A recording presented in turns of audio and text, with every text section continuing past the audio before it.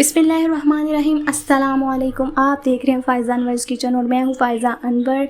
आज हमारी रेसिपी बहुत मज़ेदार और यूनिक सी रेसिपी है, चिकन कबाब रेसिपी, जिसको चिकन चपली कबाब भी कहा जाता है। तो सबसे पहले आधा किलो चिकन का कीमा, अदरक लहसुन और हरी मिर्चों का 2 टेबल स्पून पेस्ट डाला और 3 से 4 आलूओं का, उबले हुए आलूओं का पेस्ट डाला और 5 से 6 अदद 1 पाव यानी कि प्याज चॉप्ड की हुई शामिल किया है। उसके साथ सूखा धनिया का 2 टेबल स्पून पाउडर और ज़ीरा 1 टेबल स्पून, वो भी पाउडर फॉर्म में। इसके साथ नमक हस्बे ज़ायका, लाल मिर्चों का पाउडर 1 टेबल स्पून, हल्दी 1 टीस्पून और 1 अदद अंडा।